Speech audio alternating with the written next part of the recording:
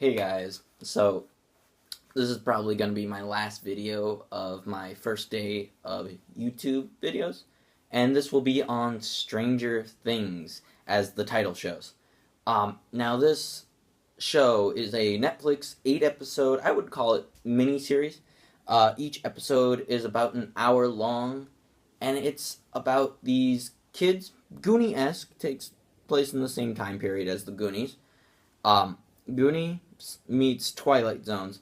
There's this, this isn't really a spoiler here, there's this alien on the loose, and it abducts this, child named, well, it's one of the friends, I forget what his name was. There was a lot of names throwing about, like Game of Thrones. There was just a lot of people named.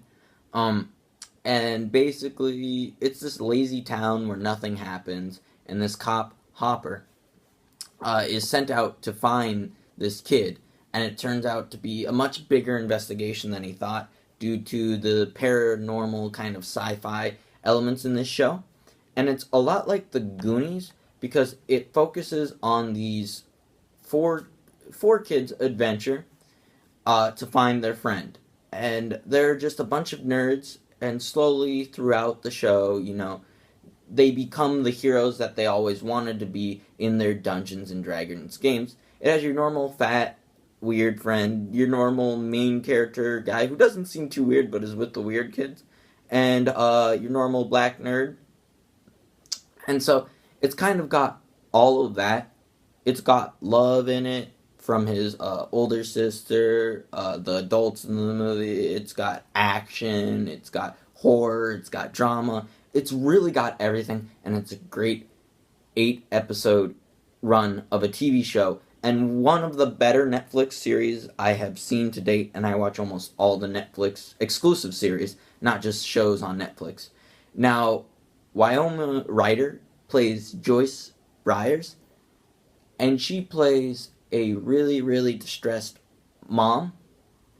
She absolutely sells the role, and I'm going to talk about all the things I like first before I get to the bad things. So if you see me trashing on some of the actors later, it doesn't mean I like them. It means that there was things that they didn't do. And then you have Millie Bobby Brown, I believe. She plays Eleven, the main person you see on the posters with the shaved hair. I actually thought she was a guy based on the trailer, but no, she's a girl, a little girl. Then you have Caleb McLain, and you have all these other characters. Caleb McLain is the black nerd I talked about earlier. I really liked his character, how he was pretty much the most sensible person in all of this, and he acted like you would expect a sensible. He was like, nah, I gotta get out of here. I am not dealing with this. And you had all these great characters. You had, it was a perfect capsule of, I believe it was the late 70s or early 80s. It was a perfect, capsule. They kept really true. They used cars, clothing, everything. It was so perfectly done. Now, I'm going to get into the more spoilery portion, and anything I classify as a spoiler is pretty much not shown in the first 3 episodes, or the trailer. The first 3 episodes are very light, and after that, you get to more and more stuff. So if you haven't watched the whole series, stop the video right now. I don't know what you're doing.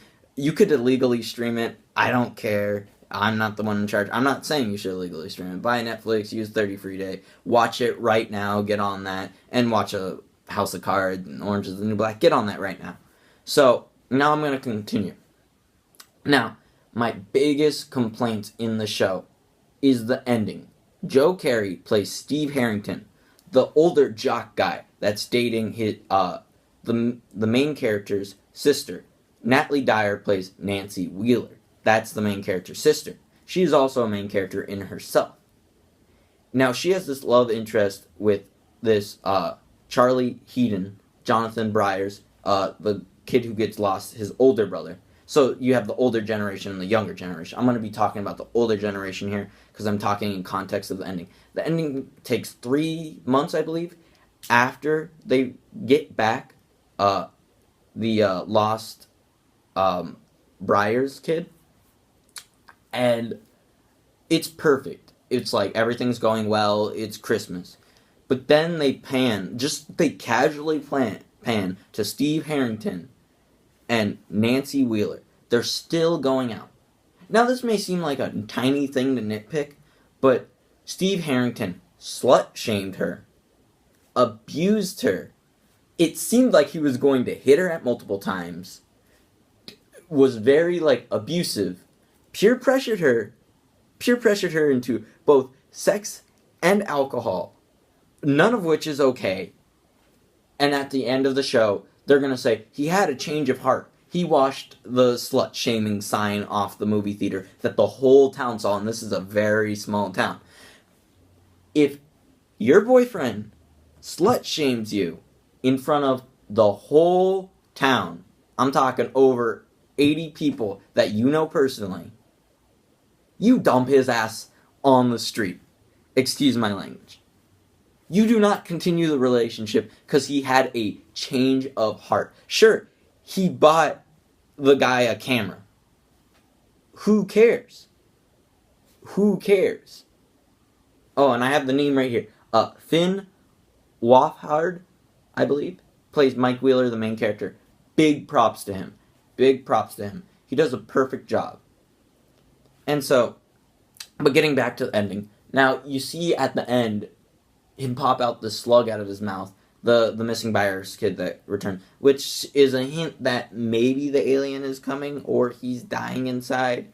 My theory is that he's becoming the alien because that seems to be from the original Alien movie, that would seem like a good plot to do, especially since the creators have hinted at a season 2, and it's widely, from what it seems like a huge amount of people have watched this show now. Maybe not finished it, but have started watching it and watched it. It seems to be a very popular show right now due to its Goonies and Twilight Zone. And we haven't had a show this good in, I feel, a while, It's up there with Game of Thrones in my mind.